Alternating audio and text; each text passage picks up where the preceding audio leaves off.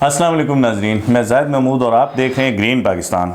नाजरीन, वतन अजीज़ खुसूसन पंजाब के अंदर एक बहुत बड़ा जुल्म होने जा रहा है। इसमें मैं एक दफ़ा पहले भी वीलॉग कर चुका हूँ कि पंजाब के अंदर जो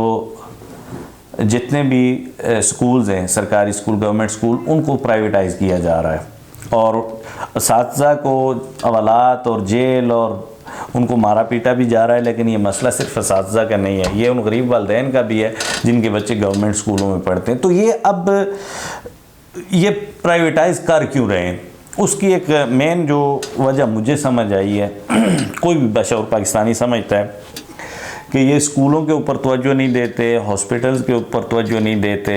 या और दीगर जितने भी मामलात हैं उनके ऊपर तवज्जो नहीं देते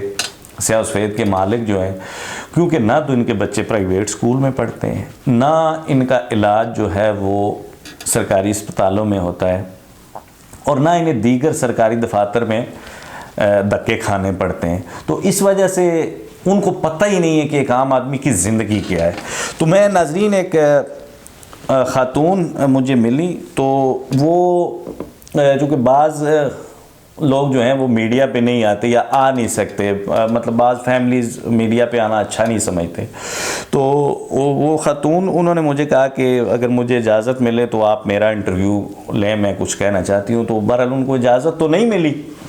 लेकिन यह है कि उन्होंने कुछ बातें मुझे बड़ी दिलचस्प कही। बीच में ये वर्ल्ड कप और ये जो इस वक्त पंजाब में स्कूलों को प्राइवेटाइज़ किया जा रहा है और होली फैमिली बंद होने जा रही है और महंगाई, ओवरऑल सारे सिनेरियो को उन्होंने एक जगह जमा करके उन्होंने जो स्टेटमेंट दी है वो बिल्कुल शायद जट वाली है, जो पुलिस वाला शायद जट था, उस वाली स्टेटमेंट दी है उन्होंने कि मुल्क के क्या हालात हैं, इस हालात में वर्ल्ड कप खेलने के लिए जो भी पाकिस्तानी प्लेयर गए उन्होंने बेगैरत करार दिया है कि इनके बेगैरतों को शर्म नहीं आती कि इनके पाकिस्तानी भाई बहनें मर रहे हैं, भूख से मर रहे हैं, मुल्क दिवालिया होने वाला है, और ये बेगैरत वर्ल्ड कप खेलने गए, करोड़ों रुपए लेंगे ये, और फिर वहाँ जाके जो करते हैं वो तो एक अलग स्टोरी है। अब उन्होंने आगे इसका रीज़न क्या पेश किया कि ये बेगैरत क्यों है, सेलिब्रिटीज़ जितनी भी हैं। अब उन्होंने कहा कि अगर कोई आम आदमी बिजली बिल की वजह से, पेट्रोल की वजह से, आटे की वजह से, स्कूल की प्राइवेटाइजेशन की वजह से या हेल्थ की वजह से, किसी भी वजह से अगर गरीब लोग एहतजाज करते हैं, एहतजाज गरीब ही करते हैं, तो वहाँ पे इनमें से जो उनके अल्फाज हैं मैं वो दोहरा रहा हूँ, मैं अपनी तरफ से नहीं कह रहा। उनका कहना था कि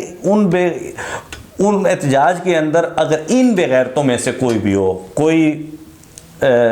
सेलिब्रिटी हो, कोई फनकार हो, कोई क्रिकेटर हो, पुराना या मौजूदा कोई भी क्रिकेटर हो, तो फिर कम अज़ कम ये जो डंडे बरसाए जाते हैं गरीब लोगों पर, ये ना बरसाए जाएं। तो बात बड़ी पॉइंट वाली है कि अगर कहीं आप एहतजाज करते हैं तो 4, 6, 10 वहाँ पे टेस्ट क्रिकेटर आ जाते हैं, कोई फनकार आ जाते हैं, तो फिर तो वहाँ पे पुलिस डंडे नहीं बरसा सकती। या अभी असातिज़ा चूँकि जहाँ पे थोड़ा सा वो एहतजाज करते हैं उनको मार मूर के तो हवालात में बंद किया जाता है। इवन एक तस्वीर आपने देखी होगी सोशल मीडिया के ऊपर कि एक उस्ताद हैं,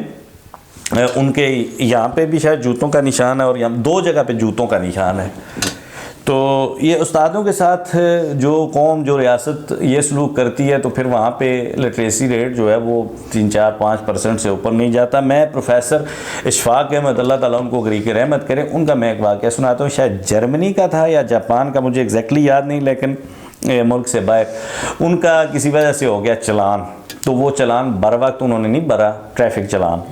तो फिर उन्हें कोर्ट तलब किया गया। वो जब कोर्ट में गए तो जज ने पूछा कि जी आपका ये चलान था, ये इसकी डेट थी, तो आपने भरा क्यों नहीं?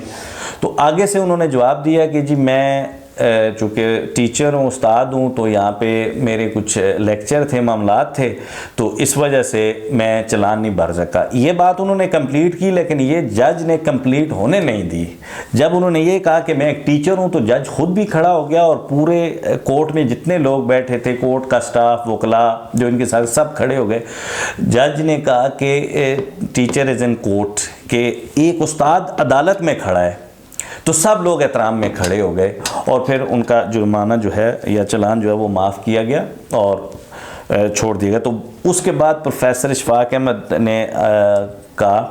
कि उस दिन मुझे पता चला कि इस कौम की तरक्की का राज क्या है, टीचर्स की ये वैल्यू है। और जो पाकिस्तान में इस वक्त सिचुएशन बनी हुई है, तो उसमें मैंने पहले अर्ज़ की कि ख़ातून जो इंटरव्यू देना चाहती हैं, लेकिन चूँकि फैमिली वैल्यूज़ की वजह से वो आ नहीं सकती स्क्रीन पे, उनको इजाज़त नहीं मिली। लेकिन ये मैं उनके जज्बात आप तक पहुंचा रहा हूं कि बिल्कुल शायद जट वाली जो लैंग्वेज थी या उससे भी कहीं ज़्यादा उन्होंने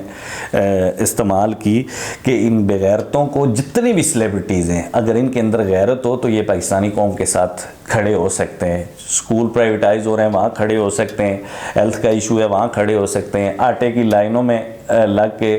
बहन भाई ज़लीलो ख्वार हो रहे हैं, वहाँ पे ये हमारा साथ दे सकते हैं। बिजली के बिलों में जो ज़ालमाना इजाफा हुआ है उस पर ये अगर हमारे साथ खड़े हों तो हमारी बात भी सुनी जाए। तो बहरहाल आप उनकी बातों से इत्तफाक करें या ना करें, ये आपकी मर्ज़ी है। हमारी वीडियोज़ अच्छी लगे तो हमारे चैनल को सब्सक्राइब करें, फॉलो करें, देखते रहिए ग्रीन पाकिस्तान।